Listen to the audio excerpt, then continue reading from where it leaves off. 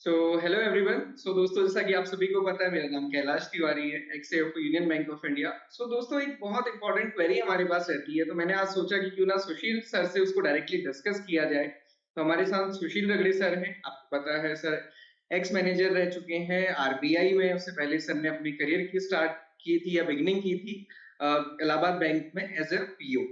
सो आज हम डिस्कस करने वाले हैं रेगुलेटरी बॉडी एग्जामिनेशन, क्योंकि ये कॉमन क्वेश्चन रहता है कि नाबार्ड की प्रिपरेशन, और क्योंकि उससे पहले आरबीआई का एग्जामिनेशन आता है, तो पहले किसको टारगेट करें और नाबार्ड को क्या उसके साथ टारगेट करें या नाबार्ड को अलग से लेके चलें। ये बहुत सारी क्वेरी रहती है स्टूडेंट्स की।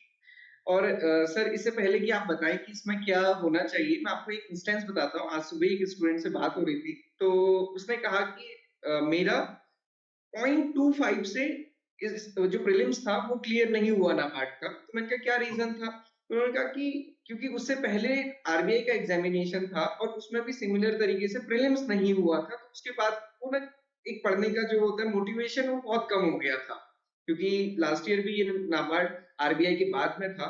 तो ऐसे में कैसे इसको टारगेट करें, और ओवरऑल जैसे आरबीआई का तो अभी हमें पता है कि एग्जामिनेशन का लगभग डेट कब हो सकता है, तो उस हिसाब से इसको कैसे आगे लेके चलें।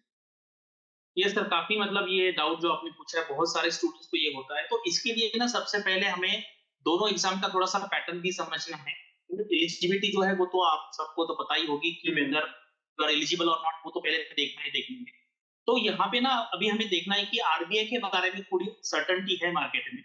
जैसे हम्म। अभी जितनी इन्फॉर्मेशन अवेलेबल है उससे हमें ये पता चलता है कि 6 मई को हमारा प्रीलिम्स होगा आरबीआई का। और हुँ, उसके बाद 11 मई 11 जून को हमारा मेंस होने वाला है जिसको फेज़ 2 कहते हैं। हुँ, तो अगर आप आरबीआई और नाबार्ड का अगर देखेंगे सिलेबस देखेंगे, मान लीजिए फेज़ 2 का, हाँ, तो क्योंकि आरबीआई में क्या है, प्रीलिम जो है आरबीआई का वो नॉर्मल है, मतलब आप जो बैंकिंग के एग्जाम देते हैं क्वांट इंग्लिश रीजनिंग जीए, वो प्लेन मतलब पूरा प्लेन है आरबीआई का प्रीलिम्स या फेज़ 1 कह सकते हैं। लेकिन नाबार्ड का जो प्रीलिम्स है, जो फेज़ 1 है, वहाँ पर क्यूआरई तो है ही है, मतलब क्यूआरई है, जीए है, वहाँ पर कंप्यूटर है, डिसीजन मेकिंग है एंड उसके बाद ईएसआई एंड एआरडी है।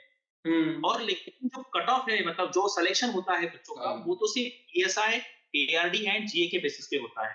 तो ये जो सब्जेक्ट्स है ना, ये आरबीआई में भी सब्जेक्ट्स है आपको, मतलब हाँ, आरबीआई में अगर आप ईएसआई अच्छी तरीके से करेंगे, एग्रीकल्चर तो आरबीआई में डायरेक्टली नहीं, एक छोटा टॉपिक है, लेकिन जो रूरल डेवलपमेंट का पार्ट है वो डायरेक्टली इनडायरेक्टली हम पढ़ते हैं। तो अभी अगर आप सीक्वेंस में देखेंगे, तो पहले हमारा आरबीआई का एग्जाम होने वाला है। हुँ, तो जो लोगों को दोनों को तैयारी करनी है, वो पहले सिलेबस सामने रखें, कॉमन एरियाज़ वहाँ पे देख लें। अभी जो सामने एग्ज़ाम है, उस पे फ़ोकस करें जो आरबीआई का है। और अभी मार्केट में कुछ लोगों ने ऐसे बताया है कि ये सितंबर में आएगा। कुछ लोग बोल रहे हैं कि अप्रैल में ही हाँ, नोटिफ़िकेशन आएगा। अप्रैल में आएगा तो फिर मई-जून में उसका प्रीलिम्स एग्ज़ाम। तो इसलिए थोड़ा तो back back of mind NABARD को रखना है, क्योंकि मैंने देखा है ना, जो लोग आरबीआई करते हैं, अगर उनका आरबीआई में होता है तो अच्छी बात है, अगर नहीं होता है, थोड़ा-सा शॉर्टफॉल होता है, तो ना उनका वो पढ़ाई जो है, वो इमीडिएटली नाबार्ड के एग्ज़ाम में बहुत ज़्यादा यूज़फुल होता है। तो यस। दोनों के साथ में तैयारी करने में कोई हार्म मुझे तो नहीं लगता। हाँ सर, ये पहले भी देखा है हमने, कई स्टूडेंट के साथ ऐसा हुआ है कि आरबीआई नहीं हुआ तो नाबार्ड हुआ, और कई स्टूडेंट के साथ ऐसा हुआ कि नाबार्ड नहीं हुआ था। मुझे 2021 के बाद का यस, ध्यान है। यस। तो फिर उस समय ये इसी पैटर्न में एग्जामिनेशन हुआ था और आरबीआई में फाइनली सिलेक्शन हो गया था। तो मतलब काफी सिमिलैरिटीज तो रहती हैं। तो सर, जैसे मैंने क्वेश्चन में ही आपसे स्टार्टिंग में ही पूछा था कि जैसे स्टूडेंट से आज सुबह डिस्कस हुआ था, वो जो रहता है कि पहले आरबीआई का एग्जाम होता है और एग्जाम में आपको पता है कि कंपटीशन तो है ही, मतलब इतनी करेक्ट, सारी करेक्ट। एप्लीकेशन से सिलेक्शन कुछ ही होगा। तो उसमें सिलेक्शन अगर किन्हीं रीज़न से नहीं हो पाता है प्रीलिम्स या मेंस ना, तो उसके आगे फिर मोटिवेशन कैसे बनाए रखें नाबार्ड को करने के लिए? यस, ये देखो, ये अभी क्या होता है ना, जैसे आपने आरबीआई का पढ़ाई किया है, हाँ, तो इमीडिएटली मतलब हम कहते हैं ना कि वो फ्रेश नॉलेज है। हाँ, अदरवाइज़ अगर आप नेक्स्ट आरबीआई का वेट करेंगे तो बीच में आपको पता है कि 8, 10, 11 महीने हुँ, जाएँगे। तो आपका जो हाँ, पढ़ाई है वो ऑलरेडी आरबीआई के लिए हो चुका है। तो उसका बस आपको रिवीजन करना है। और यहाँ पे सर मैं आपको एक काउंटर क्वेश्चन यहाँ पर पूछूँगा कि जैसे जो जनरल स्टूडेंट है उनका परसेप्शन ऐसे होता है कि ये एग्रीकल्चर स्टूडेंट के लिए है। तो ये हाँ। जो एग्रीकल्चर का जो पार्ट है, जो नाबार्ड में प्रीलिम्स में भी आता है और मेंस में भी आता है, वो नॉन एग्री स्टूडेंट्स के लिए बहुत डिफिकल्ट है या ईज़ी है, कि आप पढ़ा रहे हो, तो आपका इस पे ओपिनियन मुझे बताइए? नहीं, वो ना सर बहुत बेसिक भी हम नहीं कहेंगे, बट वो नॉर्मल है। वो ओके, डिफिकल्ट भी ओके। नहीं है, क्योंकि अगर हम देखें जैसे आपने भी बताया कि जो ईएसआई आरबीआई में पूछा जाता है उसमें भी एक टॉपिक है एग्रीकल्चर, क्योंकि करेक्ट, यस, इंडिया की जो इकोनॉमी है वो एग्रेरियन ही है। हम जब वेलफेयर स्टेट बोलते हैं तो उसका बेसिक यस, वहीं से स्टार्ट होता है, प्राइमरी सेक्टर और डिपेंडेंसी लाइवलीहुड के लिए भी, एम्प्लॉयमेंट जनरेशन के लिए भी अभी भी 50% से ज्यादा तो है डायरेक्टली और इनडायरेक्टली। तो हम हर एक स्टूडेंट मतलब जुड़ा तो है एग्रीकल्चर से, बस बात ये होती है कि उसको थोड़ा सा सिस्टमैटिक पढ़ने की। और जैसे कि कई बार ये मैं स्टूडेंट से डिस्कस भी करता हूँ कि जो सिलेबस में दिया है, सिलेबस में बहुत बेसिक दिया है कि जनरल एग्रीकल्चर, करेक्ट, फिर general yes, horticulture, general animal husbandry, मतलब बेसिक बेसिक। जबकि यस, हम जब ग्रेजुएशन में बहुत इन डेप्थ पढ़ते हैं हर एक सब्जेक्ट को, जैसे एग्रीकल्चर है उसके अंदर इकोनॉमी है, उसको बहुत डिटेल में हम पढ़ते हैं, बट यहाँ पे बेसिक होता है। यहाँ पे कोई क्रॉप प्रोडक्शन स्पेसिफिक नहीं पूछा जाता है, तो बेसिक होता है। तो जनरल का स्टूडेंट जो नॉन एग्रीकल्चर बैकग्राउंड से है, तो उसके लिए भी ये काफी मतलब नॉर्मल है। अगर वो एक बार पढ़ते हैं तो वो समझ जाएंगे, इसमें कोई भी टेक्निकल चीजें यस। नहीं है। ओके सर, तो यहाँ पे ना अभी कुछ दिन पहले जैसे नाबार्ड ने सारे स्टूडेंट्स के मार्क्स आउट हाँ, किए थे, बताओ। मैं टेलीग्राम चैनल पे डिस्कस कर रहा था, तो वहां पे मुझे काफी स्टूडेंट्स ने कहा कि सर हमारा जो कट ऑफ था ना वो तो निकल गया, लेकिन ना हाँ, लोगों का डिसीजन मेकिंग रह गया है। मतलब यस, लास्ट ईयर भी कुछ लोग मतलब 100 के आसपास मुझे लोगों ने कहा कि सर हमारा डिसीजन मेकिंग से कट ऑफ रह गया, इस बार भी 20-25 लोगों ने कहा। तो ऐसा क्या डिसीजन मेकिंग में प्रॉब्लम लोगों को क्यों आ रहा है, आपको क्या लगता है इसमें स्टूडेंट ने क्या, हाँ। मतलब हम बोलते हैं कि किस तरीके से इसकी प्रिपरेशन करनी चाहिए डिसीजन मेकिंग? एक्चुअली सर इसकी जो कट ऑफ है वो 1 मार्क्स रही, लास्ट ईयर भी ये ठीक ऐसे है, ही थी। अब यस, इसमें भी क्लियर नहीं होता, होता क्या है एक्चुअली इसमें, एक तो 10 क्वेश्चन आते हैं। और करेक्ट, जनरली कोई भी स्टूडेंट है, जनरल हम देखेंगे तो वो नॉन मैनेजमेंट बैकग्राउंड से थे। कुछ स्टूडेंट होते हैं जिनका बैकग्राउंड एमबीए रहेगा, तो यस, मैक्सिमम यस, स्टूडेंट, और एमबीए में भी वो ये वाला मैनेजरियल पार्ट नहीं कवर करते जनरली। ये यस, जो यस, डिसीजन मेकिंग है ये मैनेजमेंट का ही, जो मैनेजरियल एबिलिटी होती है, मैनेजर रोल रिस्पॉन्सिबिलिटी, यस, उसी का एक करेक्ट, पार्ट है। तो होता क्या है स्टूडेंट्स के साथ, स्टूडेंट कुछ कुछ पढ़ के जाते हैं कहीं से, या जैसे हम भी कोर्स में प्रोवाइड करते हैं, स्टूडेंट कुछ पढ़ के जाते हैं।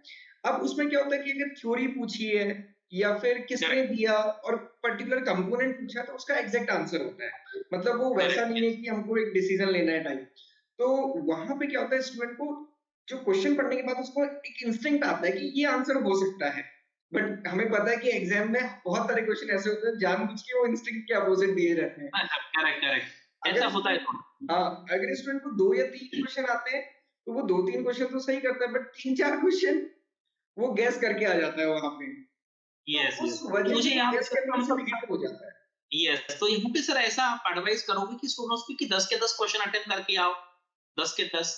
नहीं, नहीं आपका सर, क्या उसमें एक्सपीरियंस है? उसमें तो अगर ऐसा है, ये 10 के 10 अटेम्प्ट करना तो तब ठीक है जब आपको 50% श्योरिटी है।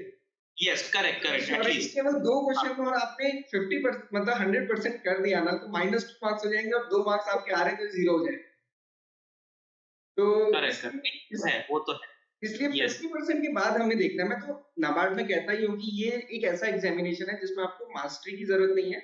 जो हम कहते हैं ना कि yes, jack of all trades master of none, कि यहाँ पे आपको करेक्ट, 50% करना है, फिर मेंस क्योंकि इंपॉर्टेंट है उसके लिए बहुत अच्छे से प्रिपेयर करना करेक्ट, करेक्ट। तो यहाँ पर अभी जो स्टूडेंट्स आरबीआई की तैयारी कर रहे हैं, सपोज अभी तो उसकी सर्टेनिटी है, तो ऐसे जो स्टूडेंट हैं जिनको मतलब नाबार्ड के आरबीआई के साथ नाबार्ड की भी तैयारी करनी है, तो उनको आप ये एडवाइस करोगे क्या कि अभी से राइटिंग प्रैक्टिस चालू करें, या सिर्फ अभी आरबीआई का पढ़े और थोड़ा-थोड़ा एग्रीकल्चर पढ़ना स्टार्ट? है। सर मुझे तो ये हमेशा लगता है कि मतलब पहले तो हमारा फोकस प्रीलिम्स में होना चाहिए, बट क्योंकि अल्टीमेटली करेक्ट। हमारा टारगेट है कि हमें एग्जाम क्लियर करना है, यस, और यस। प्रीलिम्स तो क्वालिफाइंग होते हैं नेचर में। भले ही एआरडी, ईएसआई या जीए का पोर्शन ज्यादा होता है, मेरिट के लिए होता है अल्टीमेटली, यस, बट मेंस क्योंकि डिस्क्रिप्टिव है, तो हमें जो यस। वन वर्ड वाली नॉलेज होती है ना, उसकी जगह थोड़ा सा कंटेक्चुअल जो नॉलेज है, कि हमें बैकग्राउंड पता हो। अगर हम ग्लोबलाइजेशन बोल रहे हैं तो हमें सिर्फ डेटा ना पता कि करेक्ट, हमने करेक्ट, ईयर याद किया है, कौन सी गवर्नमेंट की ये याद किया है, एलपीजी रिफॉर्म कुछ पढ़ के, हमको पूरा कंटेक्स्ट उसका पता हो। क्योंकि हमने देखा इस बार ईएसआई में 3 क्वेश्चन थे उससे, 10 मार्क्स यस, में भी था, 15 मार्क्स में भी था। और क्योंकि वो सिलेबस का ही पार्ट है, पहले और दूसरे टॉपिक में ही ग्लोबलाइजेशन कवर हो जाता है। तो यस, साथ में मतलब कंटेक्स्ट को लेकर अगर हम साथ में चलते हैं ना, तो प्रीलिम्स भी कवर होता है और मेंस तो फिर साथ में हमारी हेल्प होती ही है उससे। तो मैं यस, तो यस। ये सर अभी सजेस्ट ना मैं करूँगा। एक ईएसआई और इसका क्लास ले रहा था आरबीआई के बैच के लिए, तो उसमें मैंने देखा कि जो हमारा इकोनॉमिक सर्वे है, अगर अच्छी तरीके से पढ़ेंगे ना, तो हाँ, हमें बहुत अच्छा कंटेंट मिल जाएगा कि जो ऑथेंटिक कंटेंट है गवर्नमेंट का, कुछ उसमें टेबल्स भी दिए हैं, कुछ नंबर्स दिए हैं, कुछ ट्रेंड दिए हैं। अगर आप इसका यूज करेंगे ना राइटिंग में, इंग्लिश के पेपर में भी हम कर सकते हैं, तो इससे काफी पॉजिटिव इम्पैक्ट होगा और इंटरव्यू में भी आप इसका रेफरेंस दे सकते हैं। तो ये यस। इकोनॉमिक सर्वे बजट है ना, ये मुझे बहुत मतलब रिलेवेंट लगता है। सब स्टूडेंट्स ने आरबीआई हो, नाबार्ड हो, सीपी हो, इनके लिए वो पढ़ना चाहिए। हाँ सर, ये तो मेरा पर्सनल एक्सपीरियंस रहा है, मैं 2016 से ये देख रहा हूँ। अगर हम करेक्ट। केवल एआरडी में एग्रीकल्चर की बात करें ना, न सिर्फ नाबार्ड के एग्जामिनेशन बल्कि किसी भी एग्जाम में जो आईबीपीएस कंडक्ट करता है, उसमें जनरली वो जो पूछते हैं ना, वो उसी चैप्टर से होता है, एग्रीकल्चर एंड फूड मैनेजमेंट जो चैप्टर है इकोनॉमिक सर्वे के अंदर। जैसे लास्ट ईयर का मैं बताऊं, 2022 में उन्होंने पूछा था कि जीबीए एग्रीकल्चर का कितना शेयर है total GDP, GBA agriculture, yes. तो वो 18.8 ना वहीं का डिजिट दिया है। करेक्ट। जबकि एग्जैक्टली कहीं-कहीं हमें एग्जैक्टली। थोड़ा डिफरेंस दिखता है। उसके अलावा उन्होंने 1-2 क्वेश्चन और पूछा, इवन जो लास्ट ईयर आरबीआई में रैंकिंग पूछी गई थी कि फिशरीज की रैंक कितनी हाँ है हाँ। ग्लोबली, वो भी वहाँ पे करेक्ट। मेंशन की हुई है। मतलब डायरेक्ट इकोनॉमिक सर्वे में है। हाँ। कोई ऐसा यस। क्वेश्चन नहीं होता डेटा का जो वहाँ पे नहीं मिलेगा। अदरवाइज़ करेक्ट तो करेक्ट। डेटा इकट्ठा करने में बहुत मेहनत लग जाती है। बट इकोनॉमिक सर्वे मुझे भी लगता है कि काफ़ी रिलायबल सोर्स है। यस, सो यहाँ पे अगर आप जब एग्रीकल्चर रूरल डेवलपमेंट का जब प्रिपरेशन करते हैं स्पेसिफिकली नाबार्ड के लिए, तो उसके लिए उसकी वेबसाइट देखना मतलब फायदेमंद है या नहीं है? मतलब आपका एक्सपीरियंस आप यहाँ पे शेयर कर सकते नाबार्ड की वेबसाइट तो फ़ायदेमंद है, बट मुझे लगता है कि वो ज़्यादा फ़ायदेमंद हमारे लिए मेल्स के लिए और हैं। फिर यस। इंटरव्यू के लिए तो 100%। वो करेक्ट करेक्ट। बेनिफिशियल होती है। प्रीलिम्स में क्योंकि थोड़ा-सा ऑब्जेक्टिव ऑब्जेक्टिव रहता है, टू द पॉइंट रहता है, और क्योंकि जो जनरली वेबसाइट है उसमें उनकी फंक्शंस को ज़्यादा फोकस किया रहता है, जो उनके अचीवमेंट्स हैं उनको फोकस किया रहता है। प्रीलिम्स में तो उतना नहीं होता है, मतलब 1-2 क्वेश्चन हमें हेल्प हो सकती है कि कुछ स्कीम है अगर पर्टिकुलर नाबार्ड की। तो बट यस। मेंस के लिए, और क्योंकि मेंस में भी हम देखते हैं ना, जैसे आपने कहा कि रूरल डेवलपमेंट की स्कीम से पूछी जाती है, जैसे मनरेगा इतनी बड़ी स्कीम है, चाहे कोई भी एग्जामिनेशन एग्रीकल्चर का है या नहीं है, वो पूछा ही जाता है। यस सर, तो सर इसलिए एक एक यहाँ पे मुझे याद है कि लास्ट टाइम आपने ना एक फाइल का कंपाइलेशन किया था, मतलब आई हाँ, थिंक जो एग्रीकल्चर का एक 70-80 पेजेस का था, तो हाँ, इस बार भी आपका ऐसा कुछ प्लान है क्या उस तरीके से? क्योंकि ना बाकी स्टूडेंट को ऐसे लगता है कि यार मैं कितना पढूं, तो हाँ। ऐसा आपका कितने पेजेस बनाने का प्लान है इसमें कि अगर वो पढ़ लेगा कोई तो बेसिक एटलीस्ट सारे क्वेश्चन के एटलीस्ट आंसर दे पाए? वो सर, वो तो हमारा प्लान है कि शॉर्ट में, और एक तो क्या होता है ना, कई स्टूडेंट को, जैसे आपने अभी स्टार्टिंग में पूछा कि जो जनरल स्टूडेंट है जिनको एग्रीकल्चर का नहीं पता है, तो उनके लिए वो सिलेबस बहुत बड़ा लगता है। तो हम हमेशा कोशिश करते हैं कि एक तो समरी हो उसकी। यस। हम स्टैटिक पोर्शन की अलग समरी रहती है, और डायनामिक की अलग रहती है। तो दोनों यस। लगभग 100 पेजेस की एक रहती है, और उसमें हम वही टॉपिक रखते हैं जो सिलेबस में मेंशन है। इधर-उधर से पूछ करेक्ट। लीजिए फिर तो बहुत हो जाता है। और वैसे ही उसके लिए, और सिमिलरली ईएसआई में भी हम समरी प्रोवाइड करते हैं, स्टैटिक की भी, डायनामिक की, और उसको ना ईएसआई को जो सिंगल एक टॉपिक है, तो उसके लिए एक सिंगल एक लेक्चर, ताकि उसका ओवरव्यू मिल जाए उस पे। करेक्ट तो करेक्ट। अराउंड 12 टू 14 वीडियोस हो जाती हैं, वो लगभग 1 घंटे की। अगर इतना स्टूडेंट देख ले और उसके बाद समरी पे भी करे ना, तो उसको काफ़ी नॉलेज हो जाती है। फिर बाकी डिटेलिंग के लिए तो सारी चीज़ें हैं ही। तो करेक्ट ये करेक्ट। तो जो स्टूडेंट्स प्रिपेयर कर रहे हैं, तो इसलिए वो आरबीआई के साथ भी अगर करना चाहें तो कर सकते हैं नाबार्ड। यस, और सर यहाँ पे मैं एक स्टूडेंट्स को बताऊंगा कि जो लोग नाबार्ड में फाइनेंस के लिए एलिजिबल है, हुँ, फाइनेंस के लिए, तब फाइनेंस के लिए एलिजिबल है तो आप जर्नलिस्ट के लिए भी एलिजिबल है, तो मैं ऐसे स्टूडेंट को कहूंगा कि आप फाइनेंस से फॉर्म है, क्योंकि फाइनेंस। ना फाइनेंस में प्रीलिम्स का कट ऑफ तो इतना कम होता है, तो आप आज भी देंगे तो प्रीलिम्स निकल जाएगी आप। हाँ, बहुत मतलब, और लोगों को क्या लगता है कि फाइनेंस में वैकेंसी कम है, जर्नलिस्ट में ज्यादा है, तो वहां पे अप्लाई करें। तो इस बार मैंने बहुत, हमारे स्टूडेंट काफी सिलेक्ट हुए हैं, तो उन्होंने मतलब फाइनेंस में ही मतलब अप्लाई किया है। और नाबार्ड फाइनेंस का अगर आप करेंगे ना, तो फिर आरबीआई का थोड़ा आपको ईएसआई में भी फायदा होगा, और जो नाबार्ड आरबीआई का जो फाइनेंस का पेपर है, फाइनेंस एंड मैनेजमेंट, वहां पे भी फायदा होगा। एंड इंटरव्यू में तो आपको दोनों का पढ़ाई मतलब यूजफुल होगा ही होगा, दोनों के इंटरव्यू के, तो वो एक देखना चाहिए। तो सर ये जो आपके जो सब्जेक्ट है जैसे एग्रीकल्चर रिलेटेड, तो उसमें बच्चों ने कैसा करना चाहिए? आपको क्या लगता है, जर्नलिस्ट में भरे या एग्रीकल्चर इंजीनियरिंग या बाकी एरिया में भरे जहाँ पे स्पेशलिस्ट नॉलेज लगता है?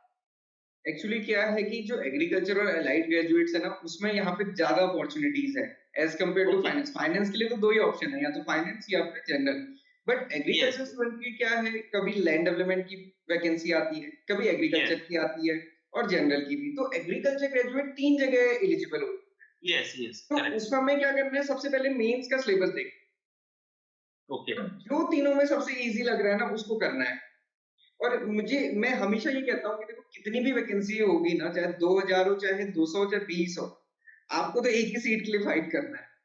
वो करेक्ट थोड़ा-सा करेक्ट। ध्यान रखना है कि चाहे कितना भी कॉम्पिटिशन मतलब जितनी वैकेंसी होगी ना, उतना ही मल्टीप्लाइड कॉम्पिटिशन भी होगा। यस तो यस। ऐसा तो और नहीं है कभी-कभी ऐसा भी होता है साइकोलॉजिकली, मैंने देखा लास्ट टाइम ना एक आईआईएससीएल का नोटिफिकेशन आया था। आई हाँ, थिंक 10-15 के आसपास वैकेंसी थी और सिर्फ 200 लोगों ने अप्लाई किया था ऑल इंडिया। मतलब ऐसा ये होता है कभी-कभी कि यार हमें लगेगा सिर्फ 2 सीट है, कौन अप्लाई करेगा? तो ये आपको मतलब एक थोड़ा-सा कैलकुलेटेड गेस करके आपको रिस्क लेके अप्लाई करना चाहिए। ये तो सर मैं आपको बताऊँ कि जो नाबार्ड की इस बार की रिक्रूटमेंट आई थी, उसमें एक वैकेंसी थी डेवलपमेंट मैनेजमेंट में, ग्रेड ए। उसमें यस किसी ने यस। क्वालीफाई ही नहीं किया। अब उसमें क्वालीफाई नहीं हुआ या किसी ने फेल ही नहीं किया, इसका कोई डेटा नहीं है। Yes yes. अगर ऐसा आप होता है, देखिए मतलब अपॉर्च्युनिटी हाँ, हमें दिखनी चाहिए। कट ऑफ में दिया गया है। और तो एग्रीकल्चर स्टूडेंट जैसे कई स्टूडेंट्स होते हैं जिनका एग्रीकल्चर इंजीनियरिंग है, तो उनको तो एग्रीकल्चर इंजीनियरिंग फिल करना चाहिए। हॉर्टिकल्चर वाले वो यस, हॉर्टिकल्चर से फिल करें। Even horticulture. हॉर्टिकल्चर में प्लांटेशन में भी आती है कुछ जो रिक्रूटमेंट है। सिमिलरली अगर हम देखेंगे फॉरेस्ट्री में आती है, तो मतलब जो एग्रीकल्चर और एलाइड ग्रेजुएट्स है ना, जितने एलाइड पार्ट है, हर एलाइड के लिए वहाँ पे पोज़ीशंस आती हैं। तो उनको स्पेसिफिक नहीं करना चाहिए। चाहे यस, 1 वैकेंसी, चाहे 3 वैकेंसी, चाहे 4 वैकेंसी, क्योंकि अगर ओवरऑल जनरल की भी वैकेंसी देखते हैं ना, तो वो 80 होती हैं और उसके अगेंस्ट में उतनी एप्लीकेशंस होती हैं। तो जहाँ पे हमारा एक्सपर्टीज़ है या जहाँ आपको लगता है कि मेंस बहुत ईज़िली होगा, तो वहीं जाना चाहिए। मुझे तो सर यही लगता है स्टिक के अकॉर्डिंग। Yes, yes. तो अभी मतलब फाइनल अभी मुझे ऐसे लगता है कि हम ऐसा कंक्लूड कर सकते हैं कि अभी जो हमारे सामने है, जैसे बीच में एक आईएफएससी का भी नोटिफिकेशन आ चुका है। मतलब अभी वो तो है, हाँ, उसका 15 उसका लास्ट डे है, 15th मार्च। तो अगर आप एलिजिबल हैं तो उसको भी भर दीजिए। अभी आरबीआई है आपके सामने, वो कीजिए। उसका प्रिपरेशन करते रहिए, क्यूआरई प्लस थोड़ा-थोड़ा आप फेज़ 2 कर सकते हैं। और बीच में अगर नाबार्ड मान लीजिए जल्दी आता है अप्रैल में, तो आपको मतलब आप कोप अप कर पाएँगे, और अदरवाइज़ अगर वो सितंबर में जाता है तो आपको आप आरबीआई का प्रोसेस पूरा हो जाएगा। आपका आरबीआई में सिलेक्शन हो भी सकता है, नहीं तो फिर आप प्रीलिम्स क्रैक करोगे, मेंस करोगे, इंटरव्यू में आपका थोड़े से रह जाएगा, तो वो आपका जो फ्रेश नॉलेज होगा, उसका इमीडिएटली आप यूज़ कीजिए आपके नाबार्ड के। तो ये इस तो है। तरीके से आप कर सकते हैं। सर आप अपनी कुछ लास्ट वर्ड स्टूडेंट्स को यहाँ पर बताइए। हाँ, एक चीज़ मैं बोलना चाहूँगा सर क्योंकि नाबार्ड के एग्ज़ाम के साथ ना ये मिथ कहें या हम क्या कहें, ये बहुत अटैच होता है कि जो जनरल स्टूडेंट है जिनका ग्रेजुएशन दूसरे सब्जेक्ट में, उनको लगता है ये एग्रीकल्चर वालों के लिए है। Yes, agriculture yes. वालों को लगता है क्योंकि इसमें ईएसआई है, जीए है और वो जनरली एएफओ को टारगेट करते हैं, तो उनको लगता है कि हमारे लिए नहीं है। तो यस, अगर यस। एप्लीकेशंस में देखेंगे ना, 2021 में 70,000 एप्लीकेशन थी, लास्ट ईयर 60,000 एप्लीकेशंस आई और कम हो उसमें गई, कम हो गई। 30,000 ने डेफिनिटली। प्रीलिम्स दी था। मतलब वो यस। डिक्लाइनिंग मतलब डिक्रीजिंग ट्रेंड है। मतलब वो बाकी एग्जामिनेशन की तरफ नहीं है। तो मैं यहाँ पे यही कहूँगा सर कि मतलब दोनों ही स्टूडेंट में ना कि डायलेमा रहती है और वही जो आपने सिचुएशन बताई कि कुछ सीटों के चक्कर में हर कोई सोचता है कि मैं क्यों भरूँ हाँ, या फिर इतने में तो होना नहीं है, तो फिर कोई भी नहीं भरता, वही कंडीशन यहाँ पे भी मैक्सिमम टाइम होती है। तो करेक्ट, मेरा तो करेक्ट। मानना यही है कि अगर स्टूडेंट बहुत अच्छे से कवर करते हैं, टारगेटेड स्टडी लेके चलते हैं, किसी भी एग्जामिनेशन के साथ इसको प्रिपेयर करना ईज़ी होता है। Yes, yes. और अभी जो स्टूडेंट यहाँ पे देख रहे हैं, तो उनको अगर कुछ डाउट्स हैं तो आप कमेंट सेक्शन में पूछ सकते हैं, हम उसका भी रिप्लाई करेंगे। और अगर कोई एलिजिबिलिटी रिलेटेड, कोई प्रिपरेशन रिलेटेड, अगर आपको कोई कोर्स खरीदना है, कुछ डाउट्स पूछने हैं, तो हमारे जो नंबर है इंस्टीट्यूट के, आप वहाँ पर कॉल कीजिए। हमारे जो मेंटर्स है, आपको यहाँ पर डेफिनेटली हेल्प करेंगे। और हम इकोनॉमिक सर्वे एंड बजट है ना, उसके ऊपर हमने अच्छी समरी बनाई है, हाँ। उसकी भी लिंक हम दे देते हैं, तो वो आप डाउनलोड करके पढ़ सकते हो। सारे एग्ज़ाम के लिए वो यूज़फुल है। और वही कि यस, जो हमारा नाबार्ड से रिलेटेड सारा कंटेंट है या जितनी भी चीज़ें आपकी डाउट क्वेरी है, हमारा जो एग्री भी यूट्यूब चैनल है, वहाँ पे हम यस, रेगुलरली इस यस। पे डिस्कस करते हैं, तो वो आप देख सकते हैं। Correct, so correct. Okay. Thank you sir ये डाउट डिस्कस करने के लिए। तो ये Yes, मुझे yes. लगता है कि ये Thank discussion you, sir. Students के लिए काफ़ी अच्छा रहेगा sir. Yes. Okay. Thank you. All the best.